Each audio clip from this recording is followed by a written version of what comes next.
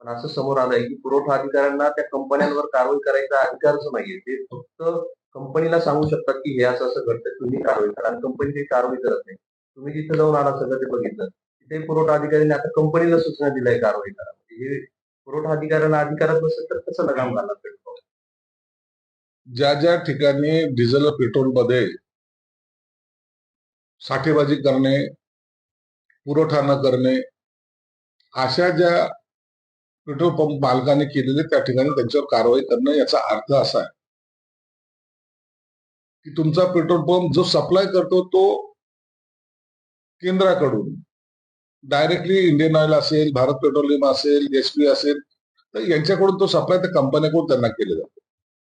आणि ते जे काही पुरवठा करतात त्यांचा मॉनिटरिंग ह्या ठिकाणी केलं जातं. परंतु त्यात जर गडबड केली तर पुरवठा अधिकारी हा त्या कंपनीला कळवतोय की तुमचा जो डीलर आहे तो इथं पुरवठा करत नाही, त्याच्यावर तुम्ही कारवाई केली पाहिजे. आणि त्या संदर्भात ते पुरवठा अधिकारी काम करतात. एकदा दोनदा जर त्यांनी ऐकलं नाही तर मुळामध्ये ज्या जागेवर तो पेट्रोल पंप असतो ती त्या जागेची एनओसी ही कलेक्टरच्या मार्फत घ्यावा लागते.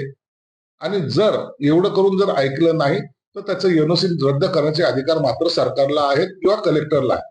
म्हणून पहिली सूचना देणे, दुसऱ्यांदा त्याच्यावर कडक कारवाई करणं हे सरकारचं धोरण आहे आणि कलेक्टरचं सुद्धा आहे. महामंडळ वाटपाचा फॉर्म्युला समोर आहे टक्केवारीमध्ये भाजप 48%, राष्ट्रवादी 23% आणि तुमची सूचना आहे 25%.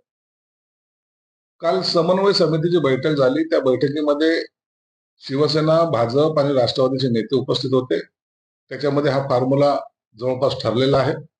आणि आता येणाऱ्या 8-10 दिवसामध्ये या महामंडळाचं वाटप, कोणतं महामंडळ कुणाला, कोणते एनजीओ कुणाला, काय जे काही आहे त्या सगळ्यांचं वाटप या पुढच्या 8-10 दिवसामध्ये होईल.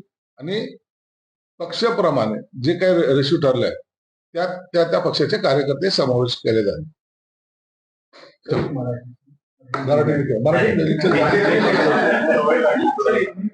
तर ठाण्यातील 193 एकर वन जमीन खासगी जमिनी कंपनीकडे वन जमीन हस्तांतरणासाठी द्यावं लागणार 2800 कोटींचं टीडीआर.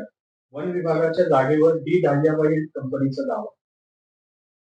या संदर्भामध्ये जे काय वन विभाग आहे त्यांच्या जागेचा टीडीआर कोणी घेत असेल किंवा काय करत असेल या तांत्रिक बाबीची माहिती नसल्यामुळे आता तातडीने त्यावर उत्तर देणं योग्य नाही. पडेगाव भागामध्ये कचरा डेपोचा प्रश्न निर्माण झाला आणि तिकडे जो कचरा डेपो आता त्या केला ना, त्याचा प्रश्न तर सॉल्व्ह केलेला आहे पडेगावचा.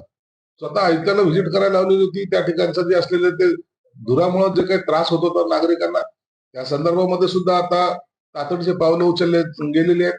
आणि यापुढे असे कचऱ्याची ढीग त्या ठिकाणी साचणार नाही याची सुद्धा काळजी घेण्याचा आदेश आयुक्ताला देण्यात आले.